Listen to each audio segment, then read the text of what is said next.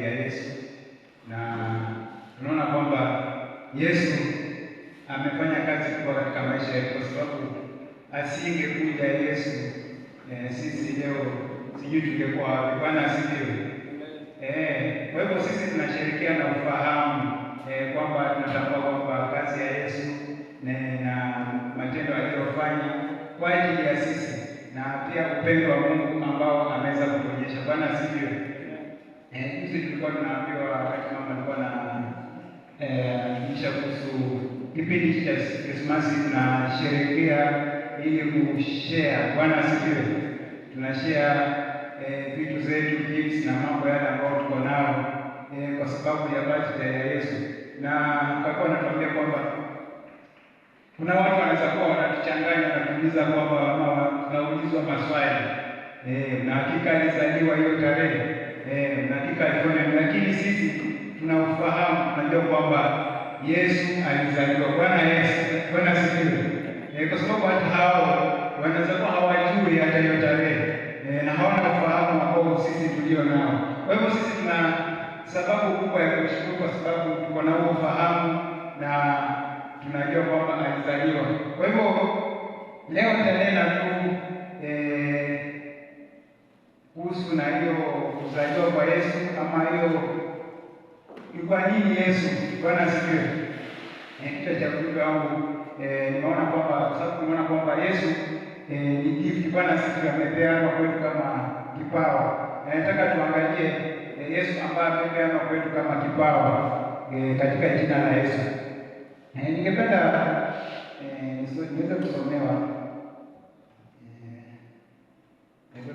vifungu viwili.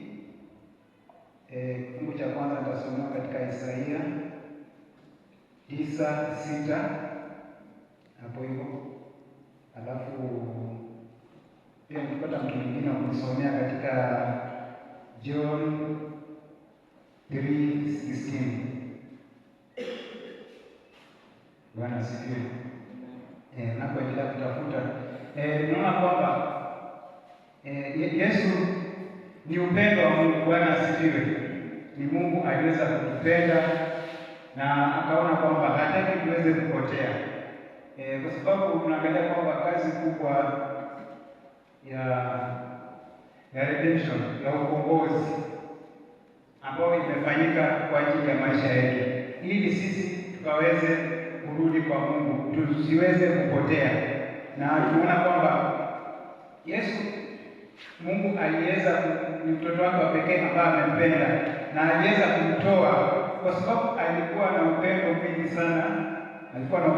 sana kwa ajili yetu, na akaona kwamba hataki tupotee, kwa sababu tutakapokuwa tunaendelea tunaona kwamba kuna mahali tulipotelea, na Mungu kwa sababu alituhitaji na alitupenda sana, alitaka tuweze kumrudia. Kama nimepata hiyo kifungu naweza kusomea tafadhali. Isaia 9:6.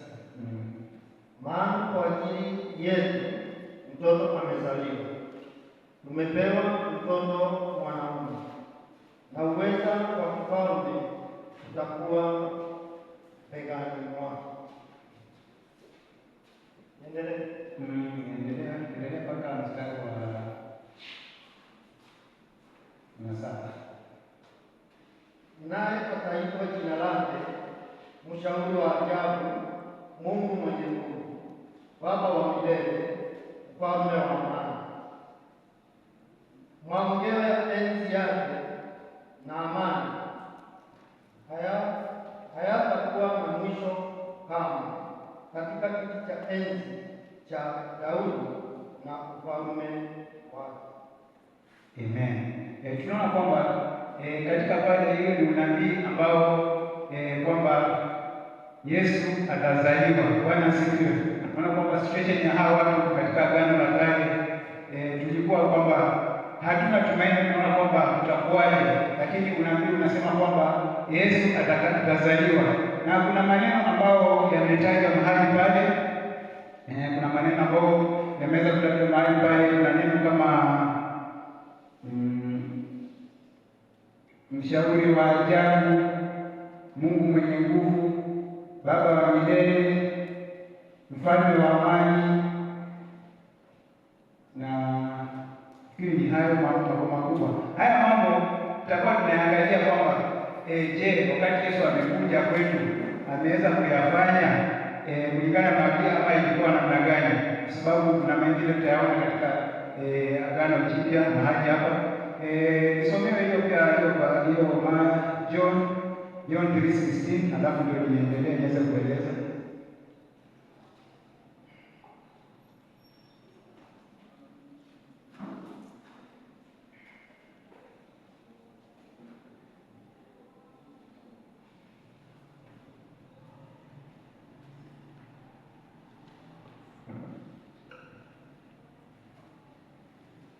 Nasema, kwa maana jinsi hii Mungu alimpenda ulimwengu hata akamtoa mwanawe pekee, ili kila amwaminie asipotee, bali awe na uzima wa milele. Amen. Tunaona kwamba Mungu aliweza kupenda ulimwengu na hata akamtoa mwanawe wa pekee ili akaweze kufikia dhambi zetu, na atakayemwamini asipotee bali awe na uzima wa milele. Tunaona kwamba hichi kitendo ambacho Mungu alifanya ilikuwa ni upendo mkubwa sana na upendo wa ajabu. Kwa mfano, weza kuwa wewe uko na mtoto wako, uko na mtoto wako ambao unampenda sana, na kuna watu huko nje ambao watu kule wengine wamefanya makosa, na wanapofanya makosa yake wewe umejitokeza ukasema kwamba mimi kwa sababu hawa wamefanya makosa, punishment yao itaenda kwa sababu kwa mtoto wangu yeye atabeba makosa haya. Hiyo ndio gharama ambao tunaona kwamba Mungu aliweza kuichukua mahali pale alipomtoa mwana wake Yesu kwa ajili ya dhambi zetu, na tunaona kwamba katika status hii tulikuwa tumefikia kiwango kikubwa sana ambao tumemkosea Mungu. Tukiangalia tangia hapo mwanzo, wakati Mungu alipoumba ulimwengu na hata akaumba mwanadamu, Bwana asifiwe, tunaona kwamba kulikuwa na ushirika mzuri. Mungu alikuwa na ushirika mzuri, na kwa sababu alimpenda Mungu sana, tunaona kwamba aliumba hata kwa mfano wake, na akakuwa na ushirika wa karibu sana naye, na akajua kwamba huyu itakuwa mambo yangu utashiriki pamoja naye, mazuri yote ambayo niko nayo yote nitashiriki pamoja naye. Lakini hapo baadaye kidogo tunaona kwamba dhambi ikaingia, wakati sasa mwanadamu amefanya dhambi na akamkosea Mungu, na alipomkosea Mungu tunaona kwamba ule ushirika ukakatika. Bwana asifiwe. Tunaona kwamba Mungu amemtoa mwanadamu karibu naye, uwepo wake umemwondokea, mwanadamu amebaki akiwa peke yake. Sasa wakati ule mwanadamu anang'ang'ana kivyake, lakini Mungu bado hajafikia ndani ya moyo wake. Bwana asifiwe. Kwa sababu anaregret, kwa nini nimempoteza huyu mwanadamu, kwa nini ameenda, kwa nini dhambi hii imefanya tukaweze kukosana naye ama tukaweze kutengana na yeye. Tunaona kwamba Mungu anatafuta njia. Bwana asifiwe. Ni jinsi gani nitaweza kumfikia mwanadamu ili nikaweze kurejesha uhusiano ule ambao nilikuwa nao, ambao nilikusudia tangu mwanzo, ule upendo, yale mambo ambayo tulikuwa tukifanya pamoja, tukaweze kufanya kwa pamoja. Ndipo tunaona kwamba katika hatua hii Yesu anazaliwa kwetu. Bwana asifiwe. In the real sense tunaona kwamba Yesu alikuwepo from the beginning. Bwana asifiwe. Tangia uumbaji Yesu alikuwepo, lakini katika mali tunaona kwamba amezaliwa. Bwana asifiwe. Kama vile tunaposherehekea, ilibidi azaliwe katika wanadamu ili aweze kukamilisha hii kazi ambao ilikuwa mbele yake. Bwana asifiwe. Kwa hivyo tunaona kwamba wakati huko kwamba Mungu ameona kwamba huyu mwanadamu anataka nikaweze kumfikia, na jinsi ya kumfikia itabidi niweze kutoa dhabihu. Bwana asifiwe. Tunaona kwamba nyakati hizo kabla Yesu hajakuja, kumekuja wakati wa sheria. Bwana asifiwe. Na ikakuwa kwamba sheria inatupatia mwongozo ama mwelekeo ya kutofanya yale ambayo ni mabaya ama kutofanya dhambi, kutofanya makosa. Lakini tunapoendelea tunapokuona kwamba kuna mali sheria haikuweza kutukamilisha. Bwana asifiwe. Sheria haikuweza kutuweka amani, haikuweza kuleta hata ile uhusiano ama kutolea ile lawama ama ile dhambi kikamilifu, kwa sababu Yesu yeye amekuja na neema. Bwana asifiwe. Kwa hivyo kulinganisha neema na sheria, neema iliweza kutuwezesha zaidi kuliko sheria. Sasa tunaona kwamba wakati ule, kuna wakati ilikuwa lazima mtu akifanya dhambi, akifanya makosa, lazima kuwe na ondoleo la dhambi. Na ondoleo la dhambi linafanyika kupitia damu ya mwana kondoo. Bwana asifiwe. Tunaona kwamba katika ile hekalu ambao ilikuwepo, kulikuwa na mahali patakatifu watakatifu, ambapo kuhani mkuu, Bwana asifiwe, kuhani mkuu alikuwa anaingia mara moja kwa mwaka, na anaingia kwa ajili ya dhambi zetu, yale mambo tumeweza kufanya, tumeyapeleka mbele za Mungu pamoja hata na yake mwenyewe, kwa sababu yeye ni mwanadamu. Bwana asifiwe. Hata yeye pia anaweza kuwa amekosea, amefanya dhambi, na tunaona kwamba tulikuwa tunategemea njia ile kwamba lazima kuwe na umwagikaji wa damu ya kondoo kwa ajili ya dhambi zetu ili tuweze kusafishwa. Bwana asifiwe. Na tunaona kwamba jambo hili halikuweza kutukamilisha kwa sababu tulikuwa tunaenda katika sheria na hatuna neema, na tunaona kwamba ilikuwa ndio njia ili tuweze kuwa sawa na Mungu. Bwana asifiwe. Na kwa sababu dhambi imetuweka mbali na Mungu, kwa sababu dhambi inatufanya kwamba tukosane na Mungu, imebidi Yesu aweze kuja. Bwana asifiwe. Yesu aweze kurejesha ule uhusiano wetu wa zamani, ule uhusiano wa karibu, ile amani. Bwana asifiwe. Ile ambao tunahitaji, ambao tuko na Mungu, tulikuwa na Mungu, Yesu kuirejesha. Katika Ibrania kwamba Yesu anatajwa kwamba kuhani mkuu. Bwana asifiwe. Kuhani mkuu ambaye aliingia patakatifu wa watakatifu mara moja na ikakuwa ni kabisa. Bwana asifiwe.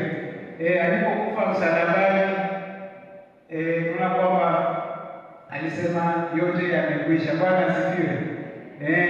Alipomwaga damu yake, yote yamekwisha, na tunaona kwamba damu hii ya Yesu ndio imeweza kukusafisha. Bwana asifiwe. Na imeweza kutuondolea makosa na dhambi, na tuweza kuwa wasafi. Bwana asifiwe. Ili tuweze kumsongea Mungu, na katika hilo tuko na ujasiri ya kumwendea Mungu na kumfikia Mungu. Bwana asifiwe. Kwa sababu tumetengenezewa hiyo amani, tumetengenezewa hiyo neema na hicho kibali ya kufikia Mungu katika jina la Yesu. Na tunapotafakari kwamba mambo yale ambayo msimu huu unaposherehekea kuzaliwa kwa Yesu, tunaona kwamba ule upendo. Bwana asifiwe. Tunatafakari kwamba ni upendo wa jinsi gani ambao Mungu aliweza kutupenda.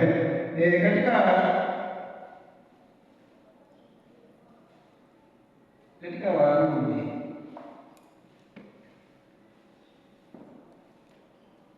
Warumi 3:23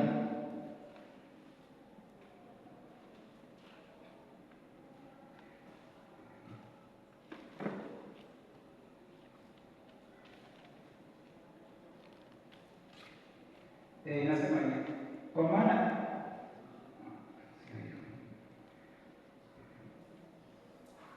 inasema wamehesabiwa haki ya bure kwa neema yake kwa njia ya ukombozi ulio katika Kristo Yesu. Nianzia hapo juu kidogo ndio mpate yote vizuri. 23 kwa tulikuwa tunasoma 23. Kwa sababu wote wamefanya dhambi na kupungukiwa na utukufu wa Mungu, wamehesabiwa haki bure kwa neema yake kwa njia ya ukombozi ulio katika Kristo Yesu. Bwana asifiwe. Tunaona kwamba kwa sababu dhambi ile ya Adamu ilitufanya tukakuwa tuko mbali na Mungu, lakini kwa sababu ya upendo Yesu, Mungu ametuletea neema yake kupitia Yesu. Bwana asifiwe. Kando na upendo mkubwa, kwa sababu kuna mazima, hata tulipokuwa bado tuko wenye dhambi, bado Mungu alikuwa na upendo kwetu. Bwana asifiwe.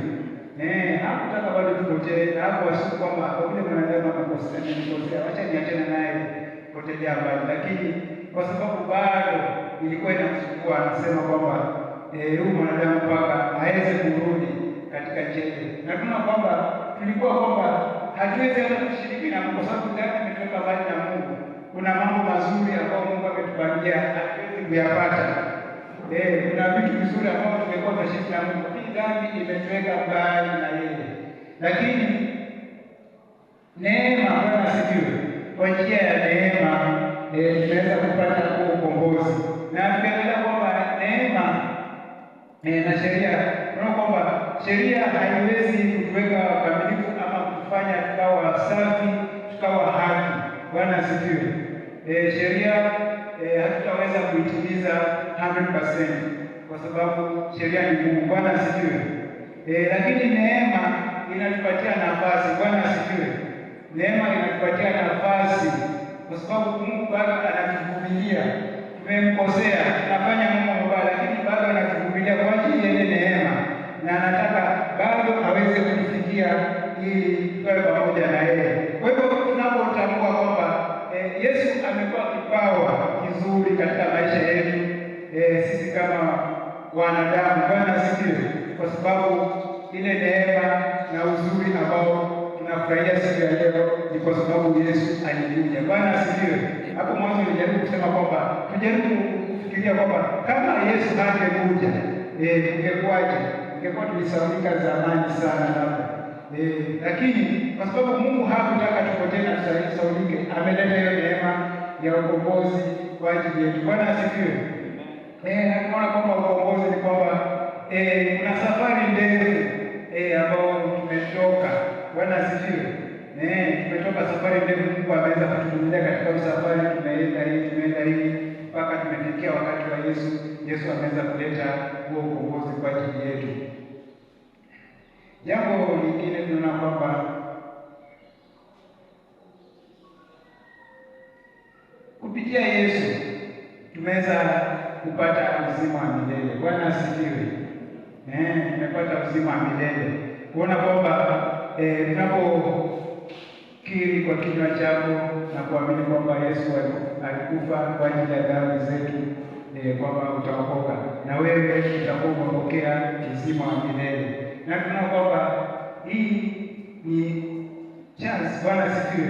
Mungu ameweza kutupatia another chance, kwa sababu uzima wa milele ulikuwa Mungu amekusudia ni wetu, na kwa tumeukimbia, tumeupotea, lakini bado ameturegesha na ameweza kuleta Yesu ili tukaweze bado kupata ule uzima wa milele, kwa sababu bado anakusudia kukaa na sisi alipotuumba, na tuendelee kukaa milele pamoja na yeye. Kwa hivyo tukiwa ndani ya Yesu tuko na uhakikisho ama tuko na uhakika kwamba tuko na uzima wa milele. Bwana asifiwe.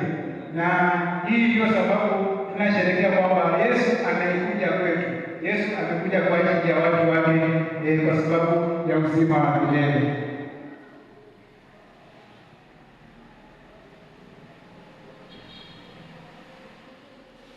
Tumeongelea kuhusu upatanisho. Bwana asifiwe. Yesu tunamwona kama ni mpatanishi. Bwana asifiwe. Upatanishi unakujia pale kwamba tunaona kwamba unapofanya makosa, hata kama ni sheria, kwa mfano umekuja sheria za Kenya, umepatikana huko guilty. Bwana asifiwe. Unatafuta lawyer, unatafuta advocate ili uweze kusimama na wewe kwa sababu ya kesi yako, waweze kuongea na jaji, kupilini na jaji ili akaweze kuangalia kwamba unaweza ukapata msamaha ama kwamba hii sheria imekustaki visivyo. Bwana asifiwe. Unaweza ukapata uhuru, ukakuwa free man. Na tunaona kwamba kwa sababu sisi sasa dhambi imetukosanisha na Mungu. Bwana asifiwe. Dhambi imeweza kukosanisha na Mungu, sisi na Mungu sasa wakati huo ni maadui, lakini sasa Yesu amekuja kama kufanya reconciliation. Bwana asifiwe. kuweza kutupatanisha na Mungu, na tunaona kwamba ile neno ambayo nilipoongea pale, amani. Bwana asifiwe. Amani inatokea pale unapopatanishwa. Bwana asifiwe, kunakuwa na amani. Kwa hivyo sasa hivi tuko na amani ndani ya moyo yetu, ndani ya maisha yetu, kwa sababu ya upatanisho. Bwana asifiwe. Sasa hivi tumepatanishwa na Mungu, sisi na Mungu bado tumerudi na urafiki, ushirika na uhusiano kama ule alivyokusudia tangu mwanzo.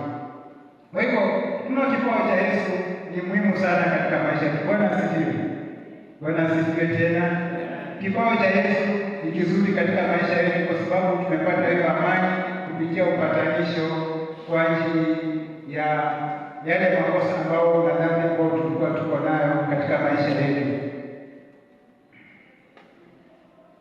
Nimeongelea kuhusu neema. Bwana asifiwe. Tumeongelea kuhusu neema. Tunaona kwamba neema inatupatia privilege. Bwana asifiwe. Kupata yale mambo hatukuweza kustahili. Bwana asifiwe. Kwa sababu kulingana na mujibu wa sheria hatukeweza kumfikia Mungu. Bwana asifiwe. Hatuwezi kuleta ile upatanisho ambao nimeongea, kuweza kukubaliana pamoja na Mungu na kuweza kupatana pamoja na Mungu. Lakini neema, Bwana asifiwe, hii neema imeweza kuleta uwezesho.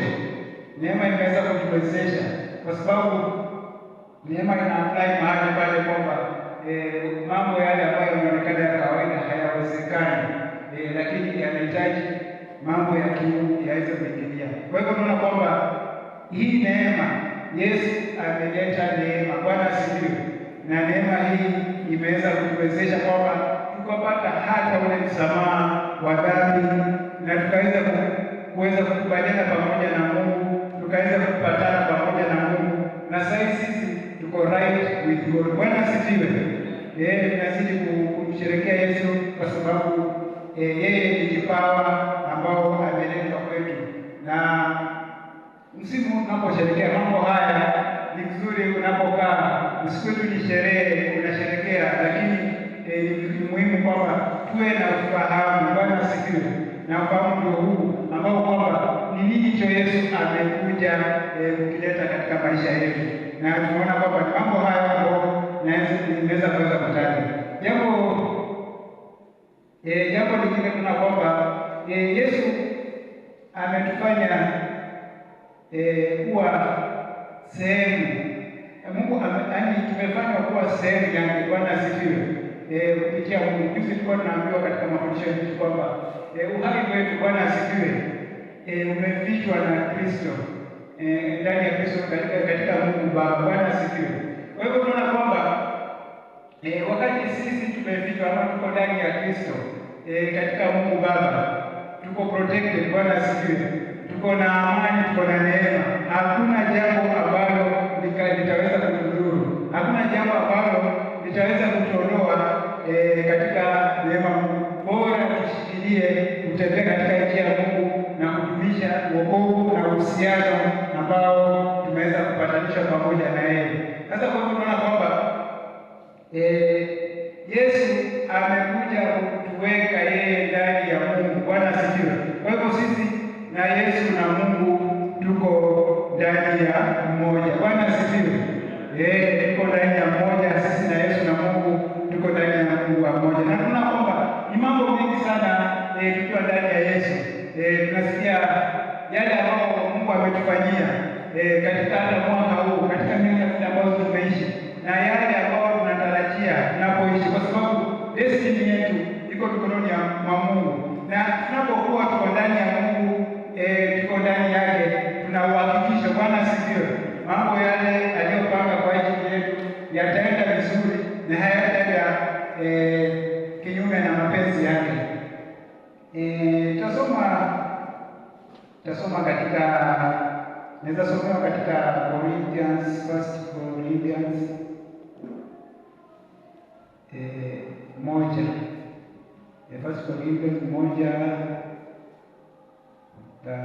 lakini before that naweza anzia mstari wa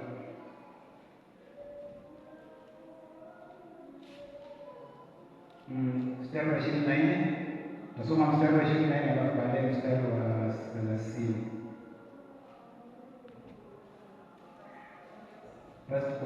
Philippians 1 chapter verses 24. 1 verses 24.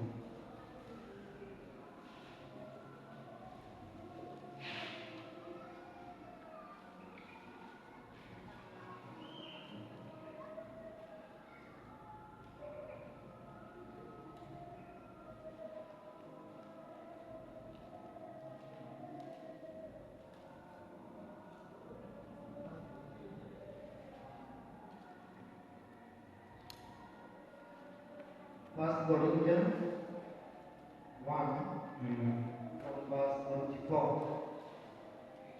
Bali kwa wao walikuwa Wayahudi kwa Wayunani,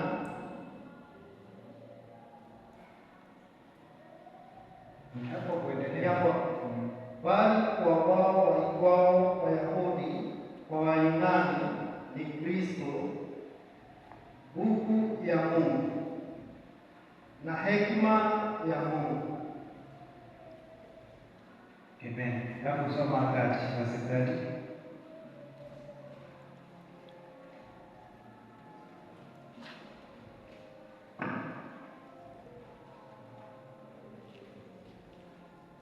Bali kwa yeye ninyi mmepata kuwa katika Kristo Yesu, aliyefanywa kwetu hekima itokayo kwa Mungu na haki na utakatifu na ukombozi.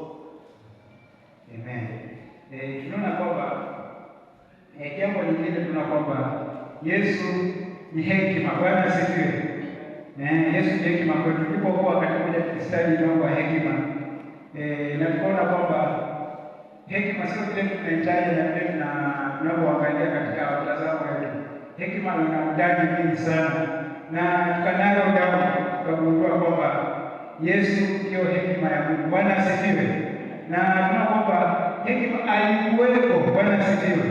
Alikuwepo just before the beginning, kabla mwanzo, na hata katika uumbaji alihusika. Bwana asifiwe. Na hekima amekuwepo, na tukaona kwamba kuna mahali kwamba katika Proverbs anasema kwamba hekima yuko kule anaitana, sauti yake inasikika, anaitana kwa yule ambao atakaye kubali. Lakini unaona kwamba anasema tena wale ambao walitafutao watalipata. Bwana asifiwe. Lakini tunakuta kwamba hekima kuipata si rahisi, na kulingana na hekima iko na dhamani sana kuliko chochote kile, hata silver and gold Yesu kufananishwa nayo. Sasa hii hekima ndio huyu Yesu ambao ni katika Mungu, ni hekima wetu katika Mungu. Bwana asifiwe. Biblia inasema kwamba and Christ has become for us wisdom from God. Bwana asifiwe. Hivyo ndio Biblia inasema mahali pale kwamba yeye amefanyika kwetu hekima kutoka kwa Mungu. Kwa hivyo tukimpata Yesu, Bwana asifiwe, wakati tumempokea Yesu, tayari tumepokea hekima ya Mungu. Bwana asifiwe. Kwa hivyo tunapokuwa na Yesu tuko na hekima yake, na tunaona kwamba tukiwa na hekima kuna mambo ambayo yanapita understanding, yanapita knowledge na mambo yote. Hekima inaweza kutuwezesha, na hekima ni kitu cha maana kwamba vyote ambavyo tunavihitaji, Bwana asifiwe, vile vitu ambavyo vizuri tunavyotamani, kwa sababu hakuna mtu ambaye anatamani mabaya, kila mtu anatamani mambo mazuri, na vyote hivi vinasema kwamba vinaambatana pamoja na hekima. Kwa hivyo tunaona kwamba Yesu ambaye amefanyika kwetu kama hekima, Bwana asifiwe, tumeweza kupokea vitu hivi vyote. Bwana asifiwe. Vile vizuri ambazo zimeambatanishwa pamoja na hekima. Kuna mahali tumetajwa riches, honor, respect na mambo yote, long life, vyote viko pamoja na hekima, na tunaona kwamba eternity. Bwana asifiwe. Tuko na Yesu, pia tuko na milele ndani mwetu, na katika basi tatu tumeona kwamba kuna haya mambo ambayo yako mambo matatu ambayo yametajwa mahali pale. Kuna righteousness, kuna sanctification na kuna redemption. Bwana asifiwe. Tunaona kwamba nimeongelea kuhusu kuwa right. Bwana asifiwe.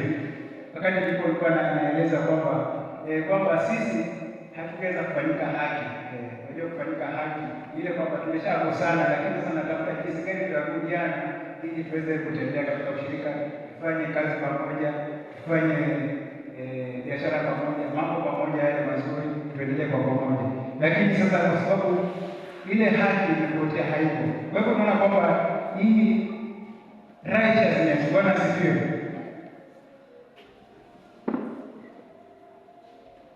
unaona kwamba Yesu ndio sababu. Bwana asifiwe. Jesus is the reason we are right with God. Bwana asifiwe. Na hatungeweza kuwa right na Mungu kama Yesu hangekuja. Bwana asifiwe. Hilo ni jambo la kwanza ambalo linatufundisha mahali pale kwamba Yesu ndiye ametufanya tukawe na haki, tuweze kuwa right with God.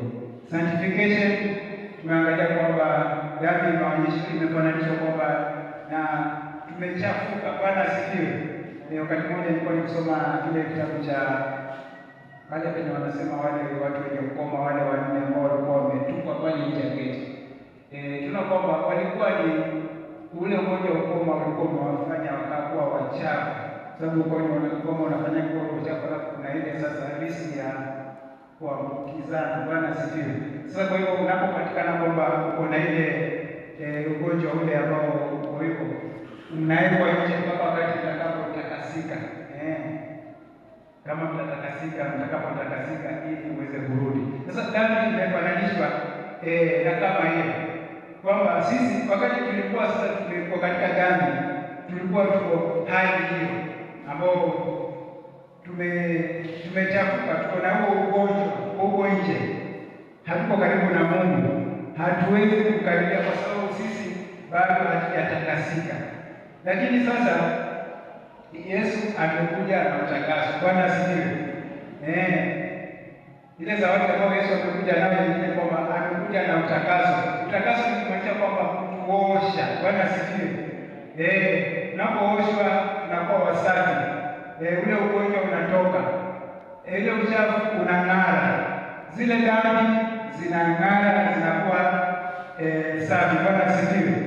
Na maana sema hata kama dhambi zako zitakuwa nyekundu kama damu, utazifanya ziwe nyeupe kama sufi. Bwana asifiwe. Kwa hivyo kupitia utakaso, kupitia ule utakaso tunaona kwamba tumefanyika weupe, tumeng'ara. Kwa hivyo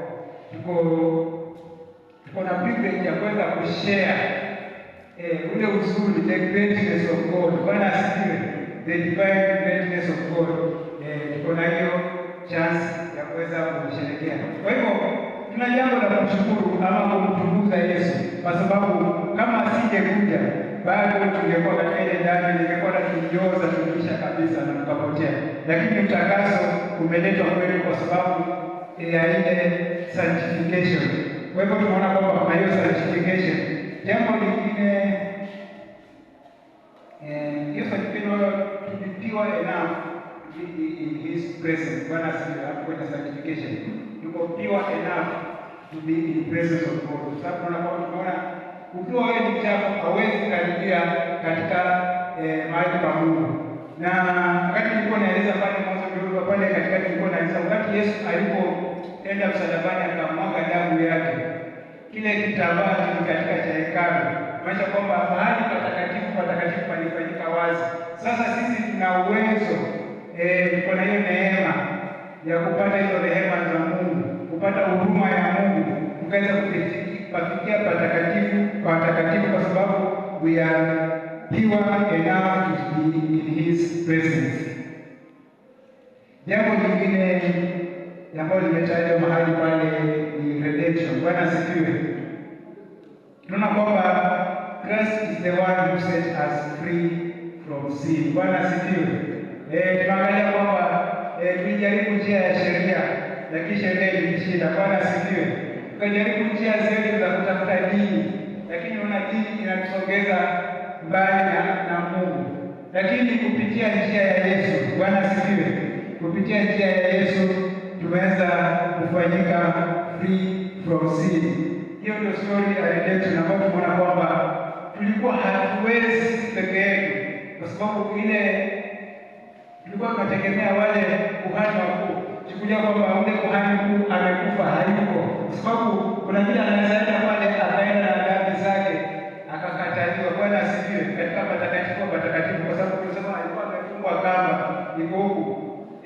The moment wataona kwamba ile kamba haifanyi Mungu, ndio wanajua kwamba yule ameshakufa. Sasa je, mtakuwaje shua kwamba umeshatakaswa, umekuwa wasafi na yule ambaye ameenda pale hayuko tena, amekufa? Lakini kwa sababu ya Yesu, yeye ni uhai. Bwana asifiwe. Na alifanya kazi ile mara moja na ikakuwa ya kabisa kabisa. Yeye alifanya tukapata redemption. Bwana asifiwe. Na sasa tuko huru katika dhambi. Bwana asifiwe. Tuko na ujasiri wa kutembea na kufikia Mungu na kupeleka hoja zetu za kwa Mungu na kufanya ushirika pamoja na Mungu kama vile alivyokusudia, kwa sababu sisi tuko huru. Bwana asifiwe. Kwa hivyo mambo haya ambayo tumetaja, tunaona kwamba Yesu amekuja kwa ajili ya mambo haya katika maisha yetu, na amekuwa na kazi hii kubwa, na hii yote imefanyika kwa ajili ya ule upendo. Bwana asifiwe. Ule upendo mkubwa ambao alikuwa pamoja na sisi. Sasa tunaposherehekea, ombi langu kwamba tunaposherehekea msimu huu, tunaposherehekea Yesu, kuzaliwa kwa Yesu, tuweze kutafakari mambo haya kwamba Yesu alikuja ili tuweze kupata mambo haya. Kama hangekuja tungekuwa wapi siku ya leo? Tumeona kwamba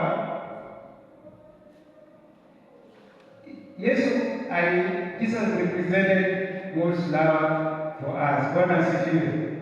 Kwa sababu hata inasemekana kwamba wakati kulikuwa sasa Mungu wanaulizana, kwa sababu kulikuwa kuna kamati ama kuna kikao kinaulizana kwamba ni nani ambaye atakayetoa hii dhabihu. Bwana asifiwe. Kulikuwa na kimya, lakini Yesu akasema kwamba mimi nitaenda. Bwana asifiwe. Yesu akasema kwamba mimi nitaenda. Kwa hivyo kwamba Yesu alivaa ule upendo. Bwana asifiwe. Ule upendo wa Mungu, na akaona kwamba kwa vile Mungu ametupenda, hangetaka kwamba moyo wa Mungu uhuzunike, Mungu aweze kufurahi pamoja na sisi. Akaweza kujitoa kwamba atakuja kwa ajili ya kutoa hiyo dhabihu ya kuturejesha kwa Mungu. Jambo lingine tunaona kwamba Jesus came to bring us peace with God. Bwana asifiwe. Tumeona kwamba ile neema, ile amani. Unajua kuna amani, tunaongeaga amani, tunazokuta tunahubiri amani. Lakini amani hii ambayo inatajwa mahali hapa ni amani ambao tungeikosa sisi. Tungekuwa hatuko. Maanisha kwamba tulijaribu kuitafuta katika njia zetu, hatukuweza. Lakini yeye peke yake, the Prince of Peace, Bwana asifiwe, aliweza kuja akatuletea tukawa na amani na Mungu. Hiyo ukisoma katika Warumi 5 utapata mambo haya, kwamba unaona kwamba hiyo peace ya Mungu, hiyo peace Yesu alileta hiyo peace ili tukaweze, alileta amani ambayo ilikuwa imepotea kati yetu sisi na Mungu. Tumeona kwamba Jesus came to reconcile us with God. Bwana asifiwe. Upatanisho kitu cha muhimu. Hata tunapokosana, mambo yanaenda vibaya, amani isipatikana, upendo isipatikana kama bado tuko katika hali ya kukosana. Lazima kuwe na maelewano, kuwe na mapatano. Bwana asifiwe. Sisi wenyewe hatuweza kujipresent, hatutaweza kuwa na uwezo kwamba ya kuweza kujipresent kwa Mungu kwamba tunaweza kujiondolea dhambi, tunaweza kujiondolea yale makosa na lawama ili tukaweze kuwa mbele za Mungu. Lakini tunaona kwamba Jesus amekuwa kama reconciliator wetu ambao amereconcile us with God, na tuna jambo la kusherehekea kwa sababu sasa sisi na Mungu tuko pamoja. Jambo lingine kwamba tumeona kwamba Jesus has given us grace to become right with God, kwa sababu neema tuwezesha, tunahitaji hii neema, na pasingekuwa na neema hakuna jambo lote ambalo lingeweza kufanyika, kwa sababu tulijaribu sheria, tukijaribu mambo yote kila aina, ni jinsi gani tutamfikia Mungu, lakini yote ni kwa bado tunakosea na kuharibu kila kitu. Lakini wakati neema imeletwa kwetu, wakati Yesu amekuja kwetu na neema, tunaona kwamba tumeweza kupata ile haki. Bwana sifiwe. Our right to God, tuko sawa na Mungu na tumeweza kupata na Mungu. Jambo lingine tunaona kwamba Jesus became for us wisdom from God. Tumeona mambo ya hekima na tunaona kwamba uzuri jinsi gani tunapotamani hekima na faida za hekima. Kwa hivyo ukiwa na Yesu, uko ndani ya Yesu, uko ndani ya Mungu, mambo haya yote yatakuwa pamoja na wewe na utakuwa vizuri. Kwa hivyo nataka unapoendelea kutafakari mambo haya uangalie kwamba Mungu amekuwa na upendo kwa ajili yetu na ameweza kumtoa Yesu na ameweza kumpeana kwetu. Je, sisi nafasi ya Bwana asifiwe. Mungu anatamani nini kutoka kwetu? Nini Mungu ana expect?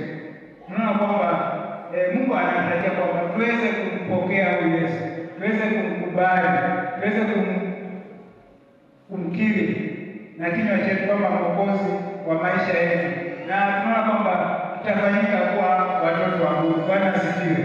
Kwa sababu mambo haya ambayo nimeyataja, mambo haya ambayo nimeongea kuhusu uzuri wa Yesu, kuhusu kwa nini Yesu amekuja, hatutaweza kuyafurahia, hatutaweza kuyasherehekea wakati bado tutakuwa tuko kule nje tunayasikia tu, lakini wakati tutakapochukua hatua, Bwana asifiwe, tutakapochukua hatua na kuyakubali na kuyapokea kwa ajili ya imani, tunaona kwamba tutaweza kufurahia na tutaishi kama mapenzi ya Mungu alivyotarajia. Nataka tusimame kwa miguu yetu, na nataka uwe na ombi ndani ya moyo wako. Mimi mwenyewe niko na ombi ndani ya moyo. Najaribu kufikiria kwamba ninaposherehekea wakati huu, naona kwamba Yesu amekuja kwetu na naona kwamba ni mambo mengi sana ameweza kutuletea, na kama si Yesu mimi dhambi ingekuwa ikunipoteza kitambo, ingekuwa singejulikana ama singetambulika siku ya leo. Na naona kwamba Yesu angekuja, hata kama ningekuwa nimejaribu kutafuta amani ya kivyangu, singeweza mimi mwenyewe katika nguvu zangu za kibinadamu kuweza kutafuta amani na Mungu. Kulihitajika divine, kulihitajika nguvu za kiungu, kulihitajika divine grace. Bwana asifiwe. Kulihitajika hiyo neema ambayo ya kiungu ambayo Yesu alitumia. Kwa hivyo nataka uende mbele za Mungu, jaribu kutafakari kwa moyo wako mwenyewe. Unapoenda mbele za Mungu, mwambie kwamba nahitaji Mungu niweze kutafakari, niweze kutambua mambo haya ambayo umenena pamoja na mimi. Niko na ufahamu siku ya leo kwamba